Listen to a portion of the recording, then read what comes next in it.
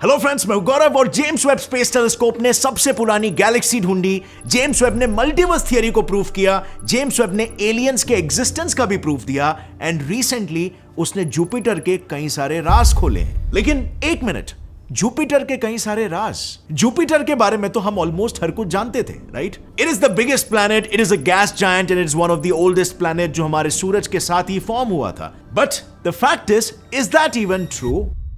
क्या आपको पता है जुपिटर्स के पास भी सैटर्न के जैसे रिंग्स हैं? जुपिटर में भी ऑरोरास फॉर्म होते हैं। क्या आपको यह पता था कि उसके मून्स के पास भी एक मैग्नेटिक फील्ड है? एंड लास्टली, सूरज से इतना दूर होने के बावजूद उसका कोर सूरज के बाद second hottest core in our solar system है। सो डज दैट मीन, जैसे सब कहते हैं, जुपिटर एक फेल्ड स्टार था? वेल, हम ये कह सकते हैं कि हमें यह भी नहीं पता था कि हमें जुपिटर के बारे में क्या नहीं पता था। और इन्हीं सारी चीजों से जेम्स वेब स्पेस टेलीस्कोप ने हमें वाकिफ कराया है। So let us start with our Jupiter's story. सो जुपिटर की कहानी शुरू होती है आज से करीबन 4.5 बिलियन साल पहले, जब सूरज बस पैदा ही हुआ था। अब since it was one of the oldest and the biggest planets, eventually इस प्लैनेट का नाम रखा गया Jove, also known as Jupiter, यानी रोमन मिथोलॉजी का the king of the gods. लेकिन हमारे सोलर सिस्टम के सबसे पुराने प्लैनेट के बारे में हमें कई हजार सालों से पता होने के बावजूद भी ये तक नहीं जानते थे कि इसका कोर कैसा है, एक ठोस सॉलिड या किसी तपते लावा जैसा कोई लिक्विड।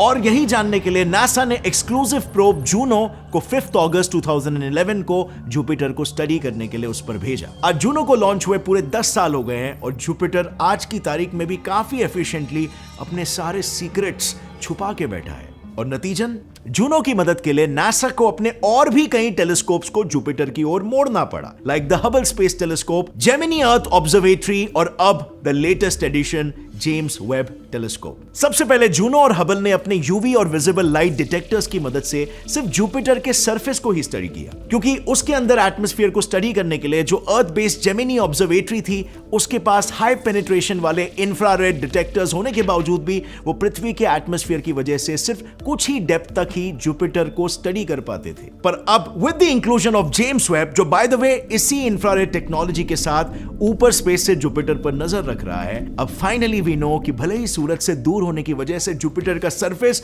आपको इंस्टेंटली जमा दे ठंडी की वजह से, लेकिन उसका कोर फिर भी सोलर सिस्टम का दूसरा सबसे हॉटेस्ट कोर है आफ्टर द सन। अब ऐसे में क्या लगता है आपको, क्या जुपिटर के सेंटर में मौजूद गैसेस प्रेशराइज्ड होके लिक्विड बन जाते हैं या वहां एक सॉलिड कोर मौजूद है? Confused, right? वेल, हमारे साइंटिस्ट भी कंफ्यूज्ड हैं और इसीलिए तो जुपिटर को स्टडी करना इंपॉर्टेंट है, ताकि इसके कोर्स की थर्मोडायनामिक्स को हम और भी गहराई से समझ पाए। एंड नॉट जस्ट दिस, ऐसा भी कहा जाता है कि जुपिटर का कोर सॉर्ट ऑफ उसके नेवर एंडिंग स्टॉर्म्स को भी पैदा करता है। So is it even true? Well, actually अब तक विजिबल और यूवी रेंज में खींची गई जुपिटर की इन इमेजेस ने हमें काफी पहले ही बता दिया था कि उसके ऊपर मौजूद डार्क और लाइट बैंड्स असल में 644 किलोमीटर पर आवर की रफ्तार से बहते अलग अलग गैसेस है और वो एक दूसरे के ऑपोजिट डायरेक्शन में बहते हैं। पर ऑपोजिटली बहते इन गैसियस बैंड्स ने आज से करीबन 400 साल पहले जुपिटर के सदर्न हेमिस्फीयर में एक बड़ा सा बवंडर क्रिएट किया था, जो आज की तारीख में एटलीस्ट 2 पृथ्वी को निगल जाए उतना बड़ा था और जिसका नाम रखा गया the Great Red spot. Astronomers इस बवंडर को कब से समझने की कोशिश कर रहे हैं कि तभी उसके बारे में एक और खबर सामने आई। The Great Red Spot is shrinking, यानी कि जुपिटर में कुछ तो ऐसा हो रहा है जिसकी वजह से ये स्टॉर्म थम रहा है और इसका नॉलेज हमें अपने पृथ्वी के स्टॉर्म्स को रोकने में भी मदद कर सकता है। अब जरा इसे देखो, ये वही इमेज है जिसे रिसेंटली जेम्स वेब ने अपने नियर इंफ्रारेड कैमरा से खींची है। इस सिर्फ एक इमेज में भी 3 डिफरेंट कलर फिल्टर्स की मदद से जुपिटर के कई राज खोले गए हैं। सबसे पहले इस इमेज में जो रेड फिल्टर है वो उन चीजों को दर्शाता है जो मोर और लेस ऊपरी लेयर्स में है, जैसे कि अमोनिया और आइस क्रिस्टल से भरे धुंधले गैस क्लाउड्स, और फिर उनके ऊपर मंडराते हुए ऑरोरा शाइन करते हैं। जी हां, जैसे मैंने पहले कहा था, जुपिटर पर भी ऑरोरा शाइन करते हैं। इनफैक्ट उस पर तो इतने पावरफुल और कॉन्स्टेंटली चमकते हुए ऑरोरास बनते हैं कि उस एनर्जी से 100 टेरावाट्स तक की बिजली पैदा की जा सकती है। फॉर कंपैरिजन, ये इतनी बिजली है जितनी 1 लाख पावर प्लांट्स मिलकर भी पैदा नहीं कर सकते हैं। But just think for a while, हम जुपिटर के मुकाबले सूरज से ज्यादा नजदीक हैं, एंड येट हम तक इतने इंटेंस ऑरोरास क्रिएट करने वाले सोलर फ्लेयर्स नहीं पहुंच रहे हैं। Now how is that even possible? Well, that is possible because हमारे पास भी जुपिटर की तरह 3 अजीबोगरीब मून्स होने की जरूरत है। यस, जुपिटर पर ऑरोराज मेजरली सूरज नहीं बल्कि उसके 3 सबसे नजदीकी चांद प्रोड्यूस करते हैं, स्पेशली आयो और गैनीमीड। एक्चुअली आयो, यूरोपा और गैनीमीड एक 4:2:1 के ऑर्बिटल रेजोनेंस में जुपिटर के चक्कर काटते हैं। मीनिंग जब आयो 4 चक्कर काटता है तब सेकंड मून यूरोपा 2 चक्कर काटता है और थर्ड मून गैनीमीड सिर्फ 1 चक्कर। अब अगर यूरोपा को साइड किया जाए तो आयो ठहरा वोल्केनिकली एक्टिव और गैनीमीड पूरे सोलर सिस्टम का वो इकलौता मून है जो इतना बड़ा है कि उसके खुद के पास भी मैग्नेटिक फील्ड मौजूद है। अब इसका मतलब समझ रहे हो, आयो के वोल्केनिक इरप्शन सीमित होने वाले चार्ज पार्टिकल्स जुपिटर और गैनीमीड के मैग्नेटिक फील्ड्स के बीच फंस जाते हैं, सिमिलरली जैसे सोलर फ्लेयर्स के चार्ज पार्टिकल्स अर्थ के मैग्नेटिक फील्ड में अटक जाते हैं। And done, we get these beautiful aurora lights.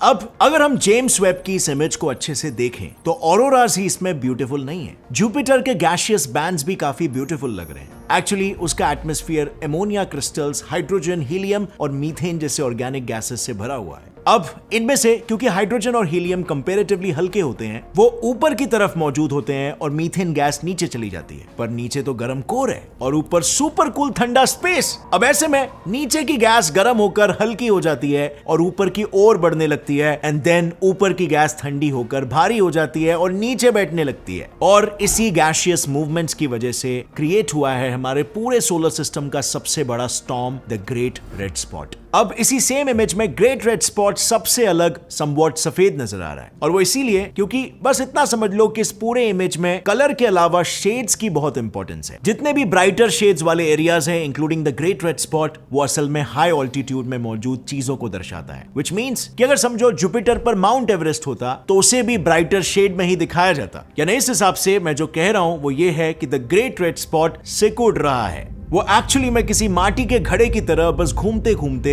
ऊंचा उठ रहा है। पर अब जरा 1 सेकंड रुको और सोचो, जुपिटर एक मैसिव प्लैनेट है, उसका कोर लगभग सूरज जितना ही गर्म है, वो लगभग सूरज के साथ साथ ही बना है, और जैसे कि हमने अभी देखा वो भी सूरज की तरह हाइड्रोजन और हीलियम से ही भरा हुआ है। सो क्या सोलर सिस्टम के शुरुआती सालों में इसका 1% भी चांस था कि आज हमारे सोलर सिस्टम में शायद एक की जगह 2 सूरज होते?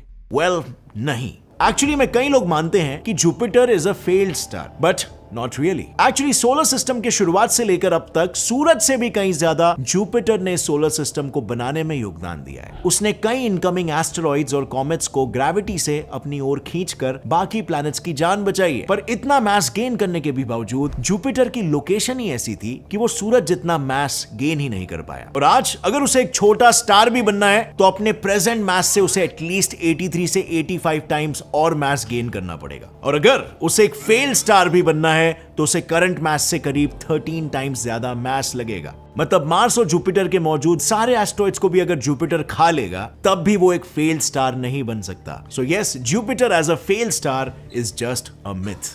And I am pretty sure Jupiter से रिलेटेड ये इकलौता ऐसा मिथ नहीं है जिसे आज भी लोग सच मानते आ रहे हैं। थैंकफुली जेम्स वेब की मदद से आज ये सारे मिसकंसेप्शंस दूर हो रहे हैं। अब जेम्स वेब के इतने ओवरवेलमिंग सक्सेस ने हमें और पूरे साइंटिफिक कम्युनिटी का तो काफी फायदा करवाया है, लेकिन at the end of the day हमें एक चीज याद रखना बहुत ही जरूरी है कि हर साइंटिफिक एक्सपेरिमेंट और स्पेस मिशन हमेशा सिर्फ फायदे के लिए ही नहीं किया जाता। देखो, साइंस की शुरुआत ही हुई थी because of a very simple human emotion, curiosity, और इसीलिए देखा जाए तो most of the science experiments बस हमारी इसी क्यूरियोसिटी को सैटिस्फाई करने के लिए ही किए जाते हैं। अब इसी एग्जांपल को देख लो ना, जुपिटर जैसा एक प्लैनेट जिसे हम न जाने कितने हजारों सालों से ऑब्जर्व करते आए हैं, उसी के बारे में हमें पिछले कुछ ही महीनों में इंफॉर्मेशन मिल रहा है, और बस एक नए टेलीस्कोप की वजह से कितनी सारी नई चीजें जानने मिल रही है। And that is interesting and so fun to explore. अब फ्रेंड्स, अगर आपको जेम्स वेब का कंट्रोलर दे दिया जाए तो आप इस यूनिवर्स के कौन सी चीज पर उसे फोकस करोगे अपनी क्यूरियोसिटी को सेटिस्फाई करने के लिए? लिखिए अपना जवाब नीचे कमेंट सेक्शन में, और अगर इस वीडियो से आपको कुछ भी नया सीखने मिला तो एक लाइक जरूर ठोकना। Get set fly science channel को अभी सब्सक्राइब कर लो और बेल नोटिफिकेशन दबाओ ताकि आगे आने वाली हमारी कोई भी वीडियो की अपडेट आप मिस ना कर सको। See you next time friends, till then as always stay curious, keep learning and keep growing. जय हिंद।